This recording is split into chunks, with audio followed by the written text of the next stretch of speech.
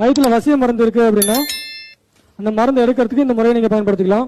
இந்த மந்திரத்தை தண்ணீர் எடுத்து தண்ணீர்ல இந்த மந்திரத்தை 108 முறை ஜெபம் பண்ணி காலையில வெறும் வயிற்றுல இந்த தண்ணியை குடிச்சாலும் வயிற்றுல இருக்க மருந்தெல்லாம் வெளியில வந்துடும். வெத்தலையில 108 முறையோ இல்லை 1008 முறையோ வெத்தலையில மந்திரம் ஜெபம் பண்ணி வயிற்றுல வசிய மருந்து வச்சிருக்கிறவங்க இந்த வெத்தலையை சாப்பிட்டாலும் வசிய மருந்து வெளியேறிடும். வெறும் வெத்தலை தான், தண்ணி தான், மந்திரம் தான். மத்தவங்களுக்கு பண்ணி தரலாமா குருஜி? தாராளமா பண்ணி கொடுக்கறதுக்காக தான் சொல்லி கொடுக்குறேன். புரிஞ்சுதா? டவுட் இருக்கா? மத்தபடி வாமிட்டு ஏதாவது வருமா குருஜி? எதுவுமே பண்ண தேவையில்லை. தண்ணியில இந்த மந்திரம் ஜெபம் பண்ணி கொடுக்கலாம், வெத்தலையில மந்திரிச்சு கொடுக்கலாம், அவ்வளவுதான். வயிற்றுல இருக்கிற வசிய மருந்து வேலை செய்யாது, மருந்து தான் வெளியில வந்துடும்.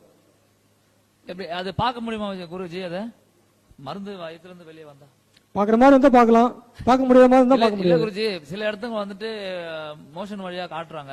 மோஷன் வழியா காட்டுறாங்களா? அதே பாக்குறீங்களா நீங்க? இல்ல சொல்றாங்க, கேள்விப்பட்டிருக்கேன்.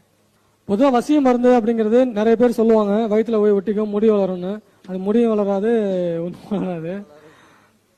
இல்ல எனக்கே இருந்தது. நான் திருச்சியில போய் எடுத்தேன். இந்த உருண்டை உருண்டையா எடுத்து அதெல்லாம் வந்து அவங்களே வச்சு அவங்களே எடுக்கிறது.